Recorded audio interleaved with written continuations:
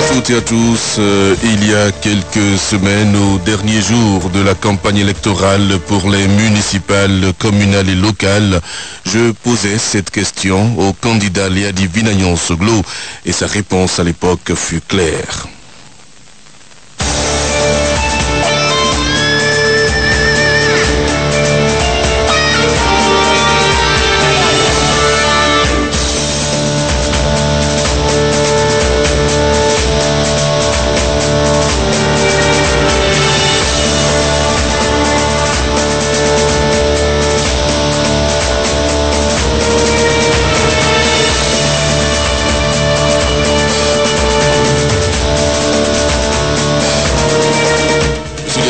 Aussi par extraordinaire, on ne sait jamais si par extraordinaire au lendemain des élections, les Cotonois ne vous renouvelez pas leur confiance. Qu'allez-vous faire? D'abord, je ne crois pas que les Cotonois ne vont pas me renouveler leur confiance. Ils me connaissent, ils savent de quoi je suis capable et donc je n'envisage même pas cette situation.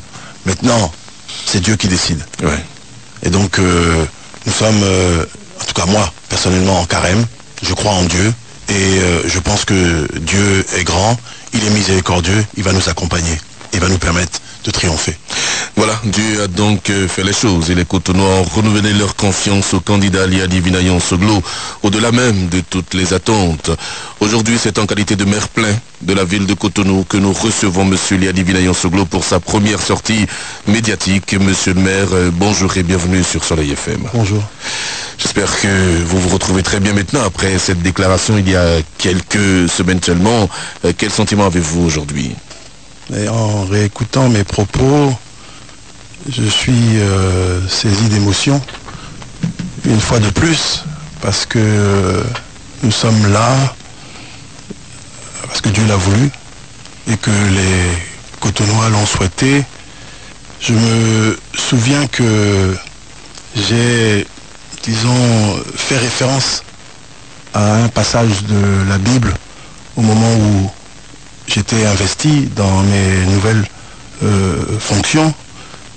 Timothée 4, versets 7 et 8, et si vous permettez, je voudrais, disons, revisiter ce que j'avais dit à ce moment précis. J'avais dit, j'ai combattu le bon combat, j'ai achevé la course, j'ai gardé la foi. Désormais, la couronne de justice m'est réservée. Le Seigneur, le juste juge, me la donnera dans ce jour-là. Et non seulement à moi, mais encore à tous ceux qui auront aimé son avènement. Fin de citation.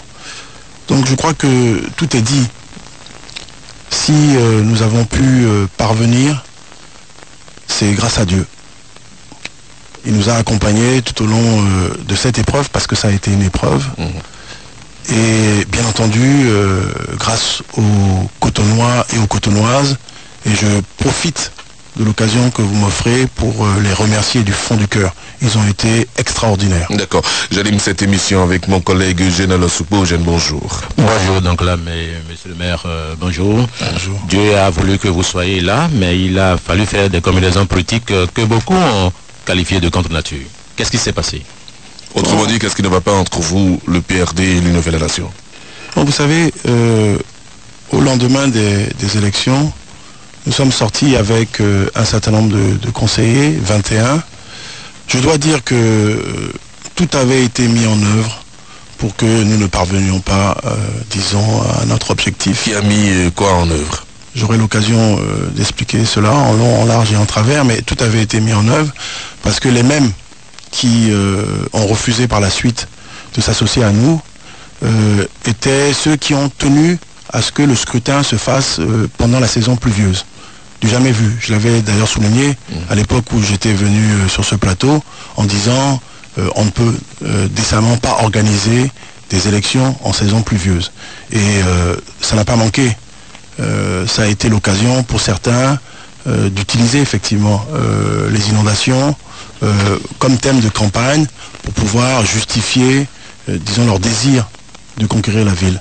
Donc, au lendemain donc, de la proclamation des résultats, nous sommes allés rencontrer Maître Adrien Ogbedji pour, disons, lui demander de nous accompagner, puisque après les élections législatives, nous l'avions vu et il nous avait, disons, rassuré sur son intention de nous accompagner, de nous soutenir, d'autant plus que je m'étais clairement exprimé quelque temps auparavant en disant que la Renaissance du Bénin allait soutenir sa candidature. J'avais donné des instructions à mes députés et vous avez tous suivi cette nuit mémorable au cours de laquelle Maman Rosine a fait, disons, ce qu'elle devait faire. Et donc pour moi, il tombait sous le sens que on puisse attendre de la part du PRD et de son chef un retour d'ascenseur. Et apparemment le PRD ne vous a pas écouté. Apparemment c'est niet, on ne vous a pas soutenu. C'est pas apparemment. Ça a été une fin de non-recevoir.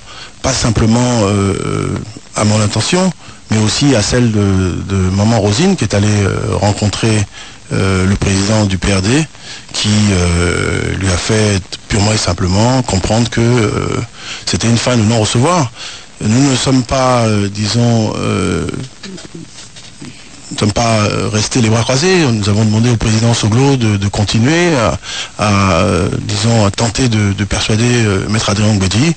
Ça a été la même chose, hein, et il a été dit au président Soglo que, bon, il avait été demandeur de rien.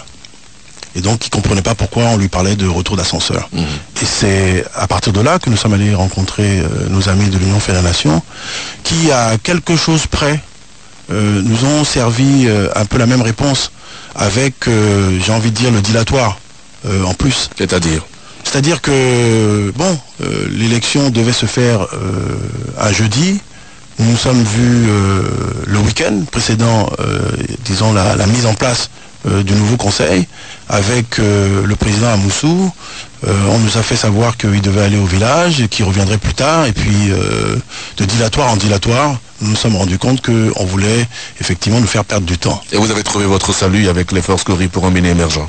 C'est-à-dire que nous avons discuté avec des individualités, avec des élus des forces Cori pour un Bénin émergent, avec le président Atao, et ils ont accepté de nous accompagner. Je voudrais préciser que pendant que nous discutions avec eux, l'Union Fédération n'a pas manqué de prendre contact avec eux et tentait aussi de les rallier à leur cause. Il faut que les Cotonois et les Cotonoises qui nous écoutent sachent que tout a été fait de notre côté pour que, disons, la dynamique qui avait porté à la tête de l'Assemblée nationale, Maître Adrien Ngwedi, se consolide. Mais force a été de constater que le PRD avait un candidat, en la personne de mon ami Raphaël Akoteyon. L'Union Fédération avait un autre candidat, en la personne de mon frère, candidat Zanaï, et c'était tout sauf Laïdi Soglo, alors que manifestement le sens du vote qui s'était exprimé, c'était que la Renaissance du Bénin est, disons, la tête de la ville de Cotonou. Ils ne l'entendaient pas ainsi et ils se sont coalisés contre nous. Et comme il leur manquait un certain nombre de conseillers, ils sont allés rencontrer les élus FCBE qui ont refusé de les accompagner. Et donc, j'ai entendu ici et là des gens dire qu'une fois de plus, la Renaissance du Bénin s'était mal comportée, aurait même trahi. Nous n'avons trahi personne. Nous avons simplement pris nos responsabilités et fait en sorte que le vote qui s'était exprimé soit conforme au désir des populations de Cotonou. Monsieur le maire, il est dit que dans les milieux de l'Union Fédération et du PRD, vous n'avez pas cédé aux exigences de ces partis-là.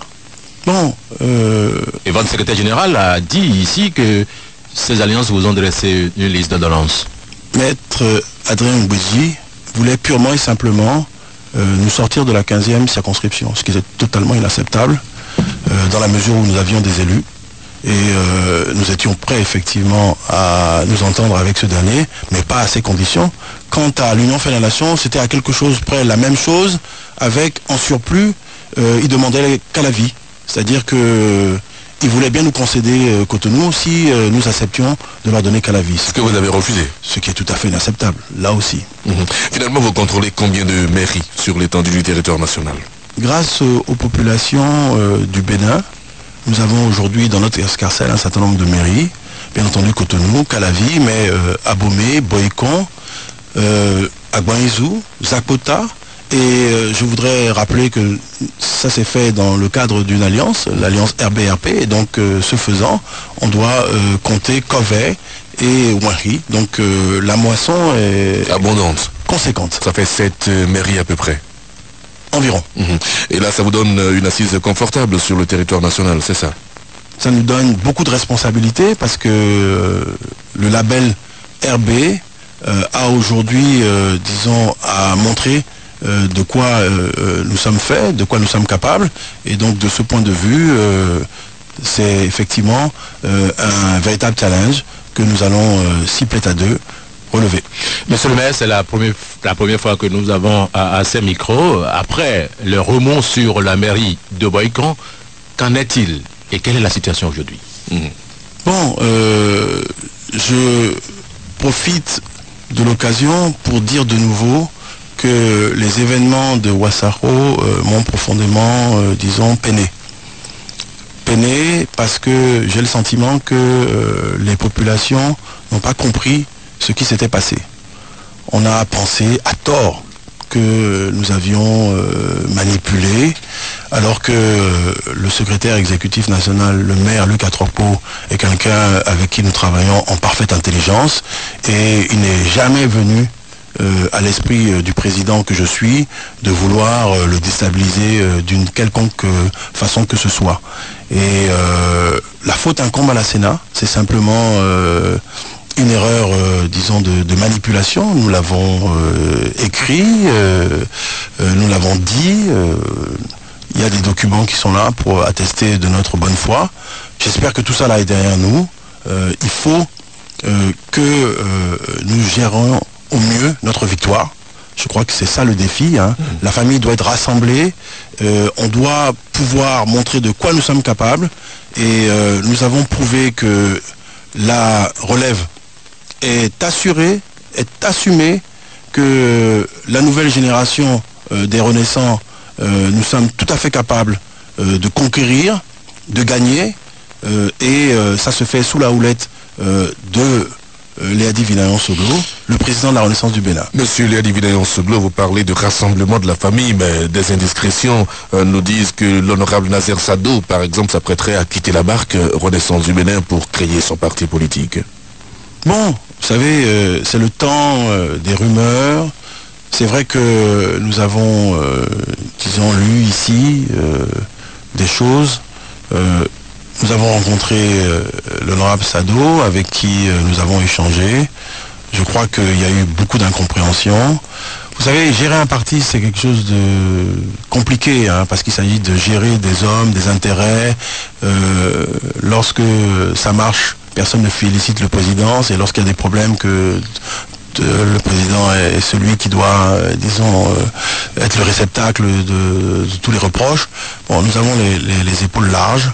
Et nous ferons tout ce qu'il faut pour maintenir la cohésion à l'intérieur de la famille. Ce que nous avons fait est à saluer. Personne n'aurait imaginé il y a quelque temps que nous puissions arriver à ce résultat. Nous l'avons fait. Nos pères et mères fondateurs en ont rêvé, nous l'avons réalisé, et je crois que c'est de ça dont il faut parler, c'est sur ça qu'il faut s'attarder. C'est, comme je l'ai dit, la gestion de la victoire et montrer que la nouvelle génération des Renaissants sont tout à fait aptes, capables à gérer et à obtenir des résultats. Monsieur Léadi Vinayon-Soglo, vous avez exclu de la Renaissance du Bénin Monsieur Christian Sossountor à cause d'une certaine intelligence qu'il a avec les forces Cori pour un Bénin émergent, mais finalement vous-même vous avez dû vous rabattre sur les FCBE pour obtenir les différentes mairies, notamment Cotonou. Est-ce qu'aujourd'hui, si Monsieur Sossountor manifeste le désir de revenir à la Renaissance du Bénin, vous allez lui ouvrir les bras et l'accueillir à nouveau? Alors je voudrais être très clair.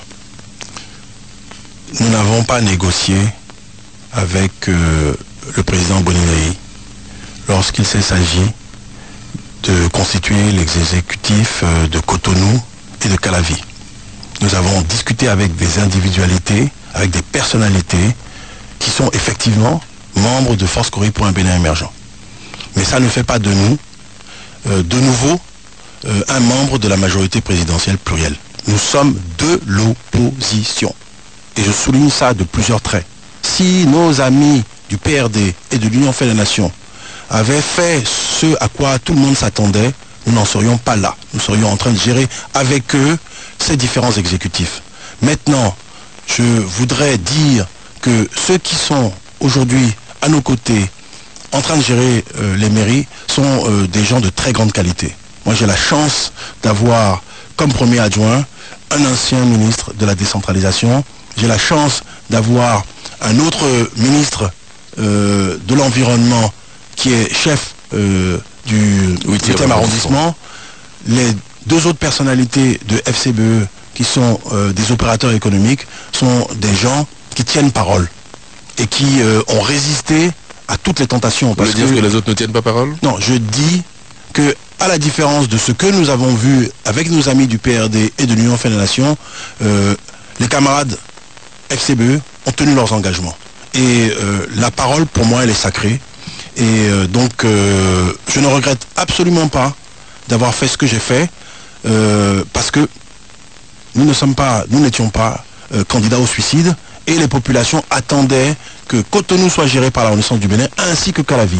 Et donc, si nos alliés naturels n'étaient pas disposés à nous accompagner, nous avons dit, nous allons aller discuter avec des hommes qui, eux, veulent effectivement travailler à nos côtés et pour le bénéfice des populations de Cotonou et de Calavi. Donc, cette question Soso Ntor, vous n'avez pas répondu.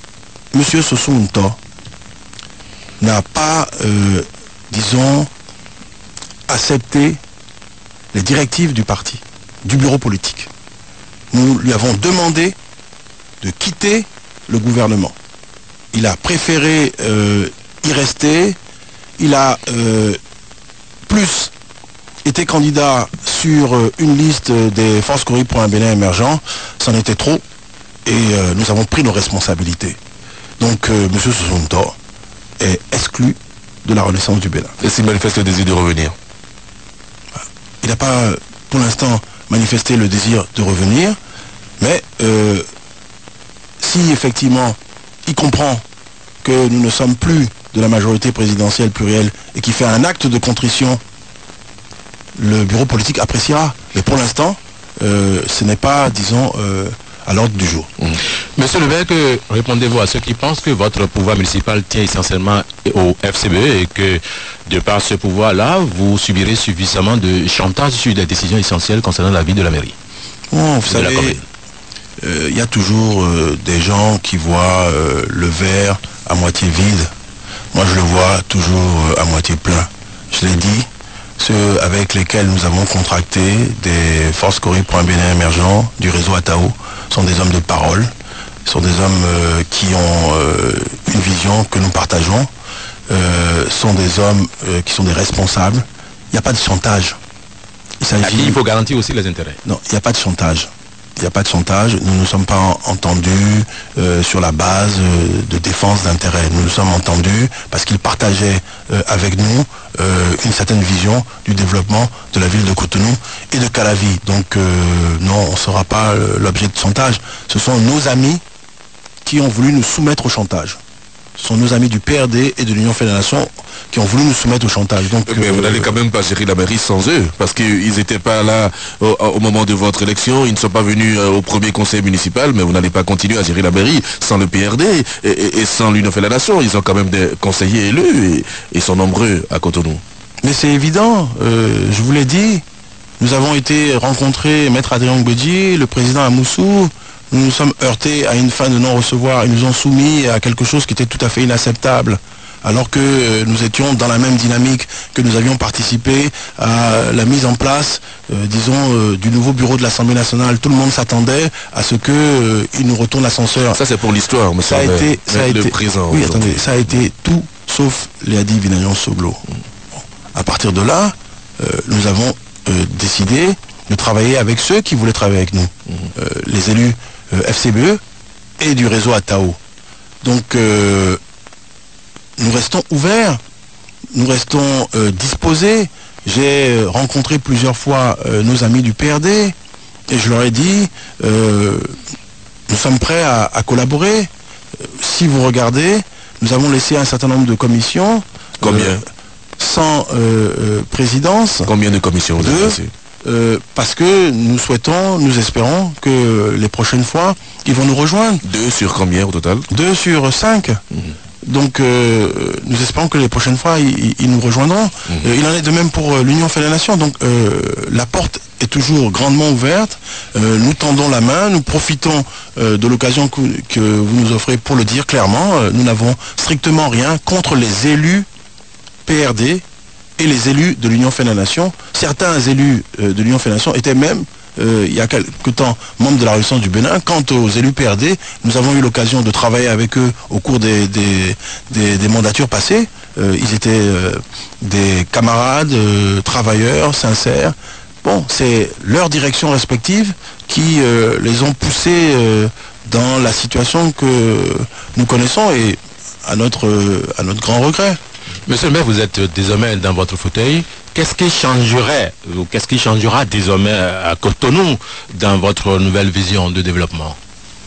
Bon, d'abord, nous nous sommes fait élire sur un projet, Cotonou Pacte 2020. Ce projet de ville, ce projet de vie se décline en un certain nombre, disons, d'actions. Et nous avons, dès notre prise de service, commencé à mettre tout ça en œuvre. Vous nous avez vu nous rendre tour à tour chez le ministre de la décentralisation, le ministre de l'Intérieur, le ministre de l'économie et des finances, le Premier ministre, tout récemment chez le chef de l'État. Donc nous avons voulu, disons, redémarrer une forme de démocratie, de diplomatie, locale, qui favorise un partenariat avec l'État central. Et donc c'est en cours. Mais à côté de cela, il y a toute une série d'actions que nous avons programmées. Si vous me permettez... Oui, allez-y, vous voulez dire. Nous avons actualisé les règlements intérieurs des conseils, que ce soit le conseil municipal ou le conseil d'arrondissement. On a mis en place les organes, installé les chefs d'arrondissement. On va mettre incessamment sous peu en service la ligne verte qui va permettre à tous ceux et toutes celles qui ont, disons, des plaintes, des doléances, de nous les faire parvenir. Nous allons procéder aussi à la formation de nos conseillers municipaux.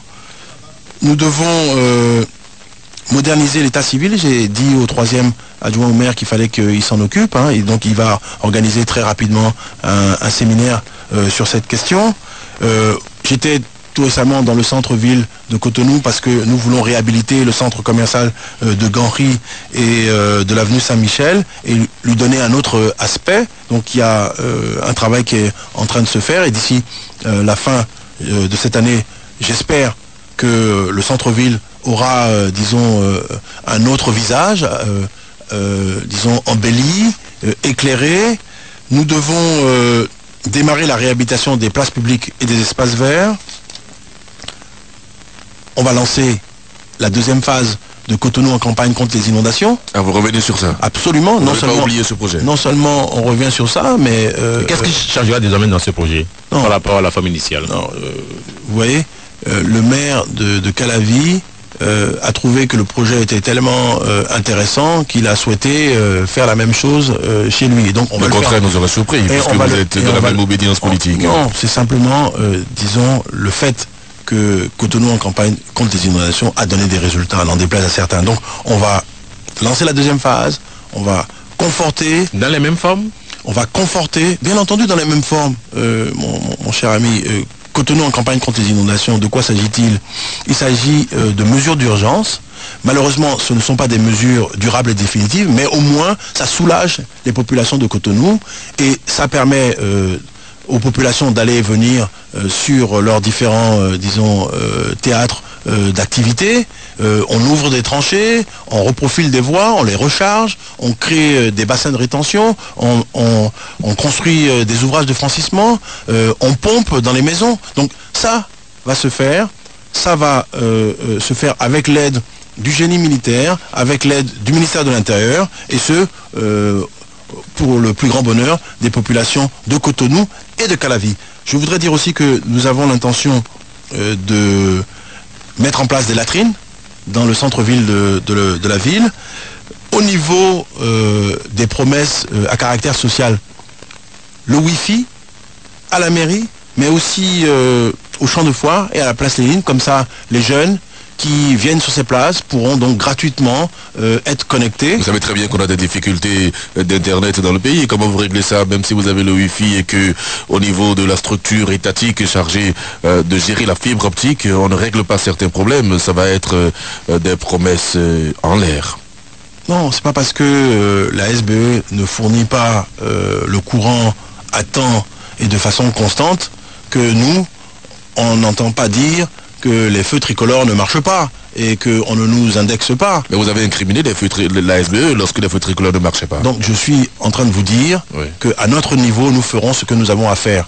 Nous ne sommes pas en charge, disons, de la production et de la distribution de l'énergie, comme nous ne sommes pas en charge, disons, de la mise à niveau du réseau de la fibre optique. Néanmoins, nous allons faire ce que nous avons promis de faire, en souhaitant effectivement que les différents réseaux, que ce soit au niveau de l'éclairage public comme au niveau des Wi-Fi, puissent donner la possibilité à ceux et celles qui le désirent d'être soit éclairés ou soit d'être connectés.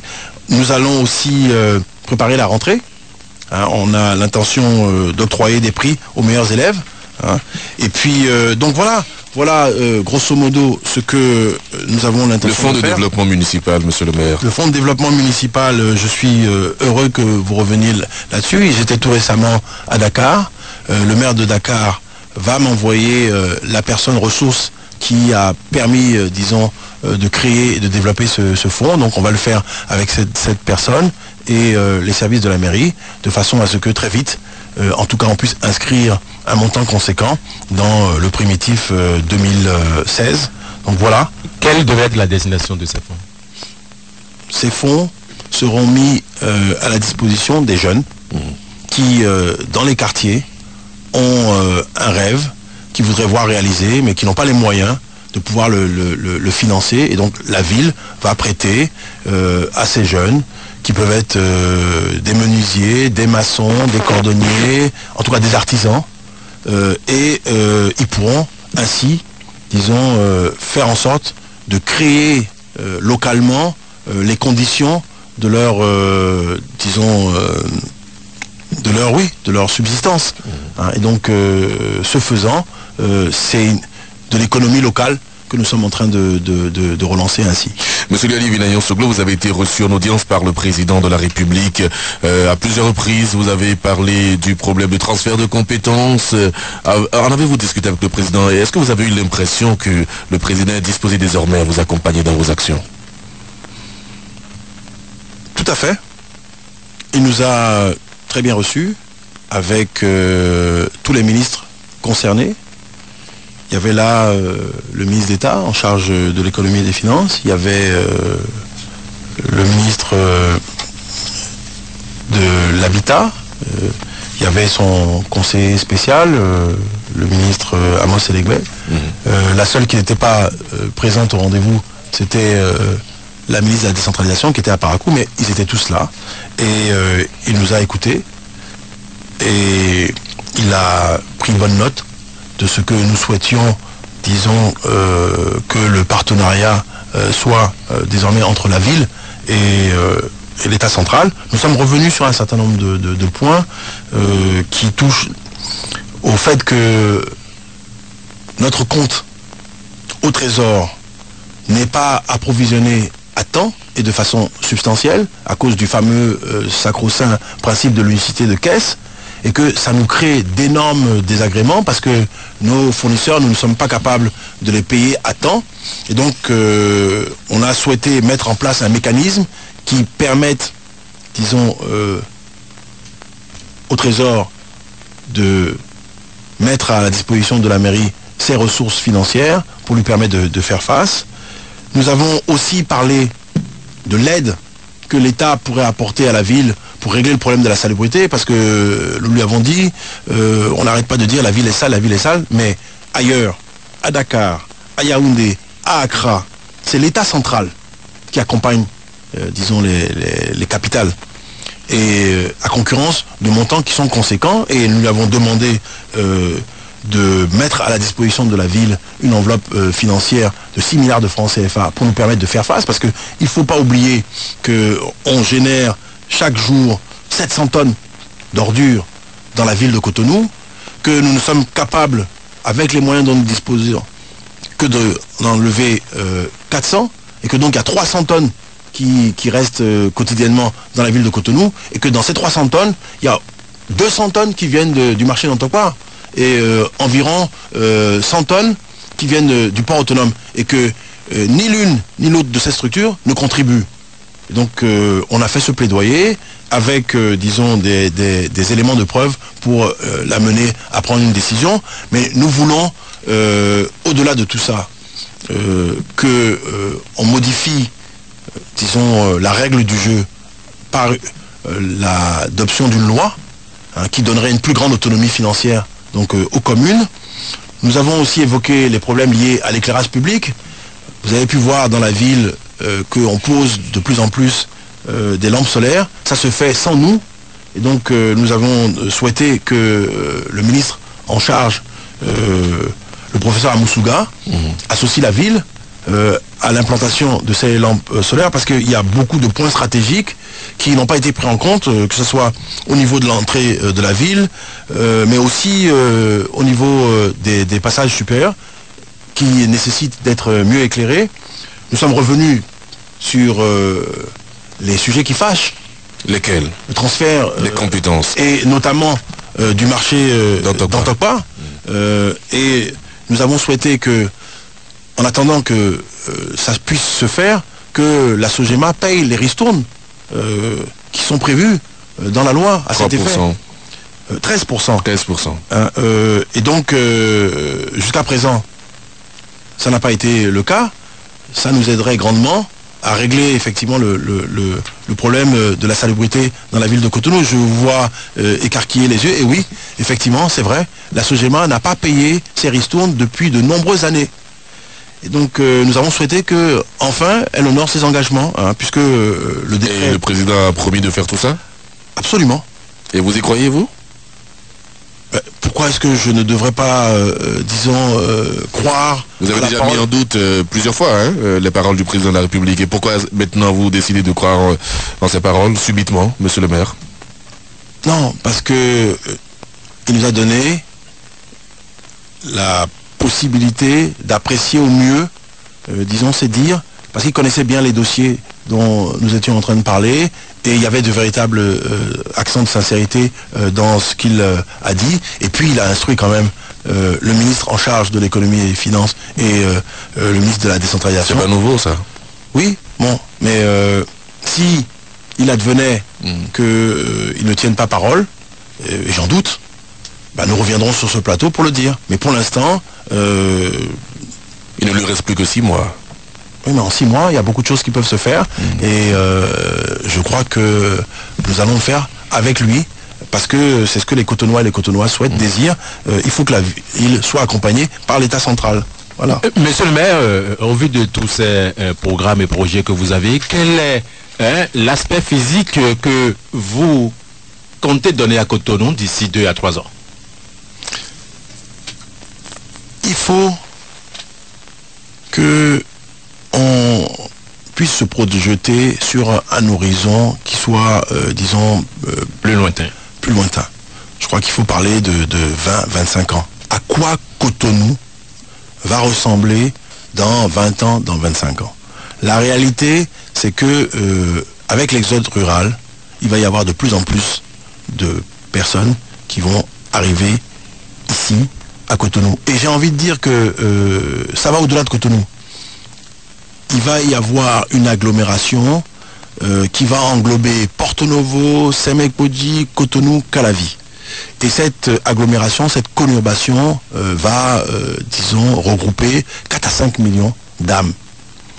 Comment, disons, les accueillir, comment les nourrir, comment les soigner, comment leur trouver du travail, c'est à tout ça qu'il va falloir réfléchir. Avec le maire de Calavi, nous avons pensé mettre en place, disons, un comité... Vous vous sentez totalement à l'aise avec le maire de Calavi? C'est évident, c'est évident. mais pas simplement avec lui. C'est pour ça que vous êtes allé fêter sa victoire et son installation à Calavi. Je crois que si je ne l'avais pas fait, les renaissants ne l'auraient pas compris, les populations de Calavi ne l'auraient pas accepté. C'est notre travail qui a abouti.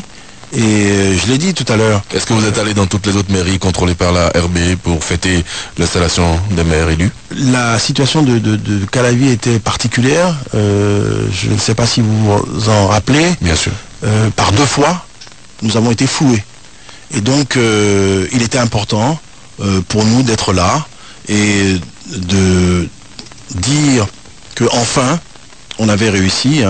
Les pères et mères fondateurs y ont pensé, rêvé, c'est nous qui l'avons réalisé. Et donc, oui, il était indispensable que nous soyons là-bas. Donc, je voudrais revenir à la question que vous m'avez posée. Donc, il faut réfléchir de façon globale. Il faut réfléchir de façon globale. Nous allons mettre en place un comité composé de sociologues, d'historiens, d'aménageurs du territoire, pour qu'ils puissent, en partant de l'existant, nous dire, avec l'aide des experts chinois, parce que quand vous allez en Chine, à chaque fois on vous montre des maquettes des villes qui, lorsqu'elles étaient avant, d'avoir été modernisées, transformées, et après. Et donc les Chinois nous ont dit, nous sommes prêts, notamment la municipalité de Ningbo, nous sommes prêts à travailler avec vous sur ces éléments-là, pour que d'ici à là, on puisse présenter à la population de Cotonou ce à quoi Cotonou pourrait ressembler. C'est-à-dire une ville moderne, une ville transformée, parce que ce qu'il faut retenir, c'est que la ville s'est développée autour du port. Et nous sommes dans une situation un peu particulière où le résidentiel cohabite avec le commercial, l'industriel, et donc comment, disons, démêler tout ça pour qu'il y ait désormais des quartiers qui soient des quartiers résidentiels, des quartiers commerciaux, une zone industrielle. Donc je pense que, en fait, il faut regarder ça de façon globale. On peut imaginer que Semekpodji puisse être demain la ville qui sera, disons, la ville commerciale, industrielle, que Cotonou continuera à rester la ville administrative, que Calavi sera la cité dortoir, et donc on sera dans une espèce de conurbation où chacune des villes a une vocation, et donc on va se développer, se transformer, en tenant compte effectivement de ces intercommunalité. Alors, monsieur Liadivinayon Soglo, la tutelle aujourd'hui est assurée par un ancien renaissant, monsieur Epiphane Kenom. Ça vous pose un problème? Aucun problème. Vous êtes sûr? Absolument. Expliquez-vous. On veut comprendre, parce qu'on sait très bien que M. Epiphane Kenom a la dent dure contre la renaissance du Bénin, et que certaines indiscrétions disent que c'est peut-être aussi pour vous créer quelques difficultés. Non, je ne crois pas. Je voudrais qu'on comprenne qu'il y a un temps pour tout. Les élections sont terminées, les populations se sont exprimées, les exécutifs sont en place, il y a un nouveau préfet, on lui souhaite le meilleur, et je pense que la relation sera apaisée, elle sera conforme à ce que tout le monde souhaite. Vous l'avez rencontré depuis qu'il est nommé? Je l'ai vu à Calavi, nous nous sommes salués chaleureusement, oui, et je l'ai eu au téléphone pour le féliciter pour sa brillante nomination, et je peux vous assurer qu'il n'y aura pas de problème. Mais l'un de vos collaborateurs très proches, notamment M. Bristian, a quelques démêlés avec la justice. Ça vous met mal à l'aise, ça? Bon, d'abord, j'ai eu l'ancien chef du 12e arrondissement qui m'a dit qu'il était, disons, innocent de tout ce que on l'accusait, et que il faisait confiance à la justice de notre pays. J'en fais de même. Qu'est-ce qu'on lui reproche? Honnêtement, j'en sais rien. Vous n'avez pas cherché à savoir? Non, j'ai simplement échangé avec lui, et il m'a dit ce que je viens de vous rapporter. Et voilà, je vais continuer à croire dans la justice de mon pays. Il y a la présomption d'innocence. Donc jusqu'à ce que, éventuellement, on lui trouve quelque chose, il a toute ma confiance. D'accord. Monsieur Liali Binayon Soglo, candidat à l'élection présidentielle de 2016, oui ou non? Parce que jusque-là, on entend beaucoup de noms, mais on n'a pas encore entendu un mouvement quelconque au niveau de la Renaissance du Bénin. Oui ou non, vous êtes candidat à la présidentielle de 2016? Bon, je ne répondrai pas de cette façon. Pourquoi? Parce que la fonction de président de la République est une fonction trop sérieuse, trop importante pour qu'on réponde par oui ou par non. Non, mais êtes-vous candidat? Nous sommes à 6 mois. Et vous avez déjà été candidat par ailleurs. Est-ce que vous continuez à l'être ou pas? Vous voulez me laisser Oui, allez-y. m'exprimer? Je dis que la fonction présidentielle est une fonction trop sérieuse pour qu'on puisse y répondre par oui ou par non. À 6 mois d'une échéance électorale. Je viens d'être élu, grâce à Dieu, avec le soutien des Cotonois et des Cotonoises, maire de Cotonou. Je vais d'abord m'atteler à cela. Nous avons eu, la Renaissance du Bénin, la chance de contrôler un certain nombre de villes. Les populations veulent des résultats. Et nous devons montrer à ces populations que le label Renaissance du Bénin est un label de qualité. Je vais m'employer avec les autres maires à le démontrer. S'agissant de la présidentielle, nous allons consulter notre base, échanger avec les pères et mères fondateurs et prendre une décision qui vous sera donnée. Apparemment, vous ne vous libérez pas des pères et mères fondateurs. Vous revenez régulièrement sur ça. Non, ça c'est du passé. Monsieur Liali Binayon Soglo, vous êtes maire plein maintenant. Vous devez assumer complètement vos responsabilités. Je crois que vous ne me comprenez pas. Nous sommes en Afrique, nous sommes au Bénin. Le droit d'aînesse est une réalité. Le président Soglo, Madame Soglo sont des personnalités de haut plan. Lorsque on décide de se porter candidat à la magistrature suprême, on doit effectivement échanger avec des gens qui, soit dit en passant, ont été en leur temps président de la République. Donc leurs conseils sont attendus et donc nous prendrons notre décision en toute connaissance de cause. Sachez que nous sommes prêts, mais n'avons pas pour l'instant à dire ici maintenant oui nous sommes candidats, non nous ne sommes pas candidats. Monsieur Liali Soglo, on parle de plus en plus de la présence d'opérateurs économiques sur la scène de la présidentielle de 2016. Cela devait vous donner un certain nombre susciter en vous un certain nombre de craintes, puisque beaucoup doutent de leur capacité à faire face à ces opérateurs économiques. Aucune crainte. C'est des Béninois. S'ils décident de se présenter, tant mieux pour eux. Pour ou contre la candidature de Patrice Talon? Là encore, je ne vais pas me prononcer. Ce n'est pas à moi de dire si je suis pour ou si je suis contre. Pour ou contre la candidature de Sébastien Javon? Idem. Je suis un politique. J'anime une formation politique. Les formations politiques ont vocation à gérer, et notamment l'État, au plus haut niveau. C'est à ça que nous allons nous employer. Et c'est sur ça que je veux me concentrer. Je veux proposer à notre pays une alternative. Donc vous êtes candidat? Avec des projets concrets, tangibles. Et donc, voilà, c'est ça qui me préoccupe et pas autre chose. Et la multitude de candidatures, il est annoncé une 50aine de candidats. Ça vous pose un problème? Aucun problème. En 2006, nous étions 36. Donc il y avait déjà du monde. Et la population qui est mûre a su faire la part des choses. 95% des suffrages ont été exprimés en faveur de 4 personnalités. À l'époque, Boni Yahi, Maître Adrien Ngodi, Amoussou Bruno et déjà Liali Binayon Soglo. Voilà, tout est dit. Votre conclusion, monsieur le maire?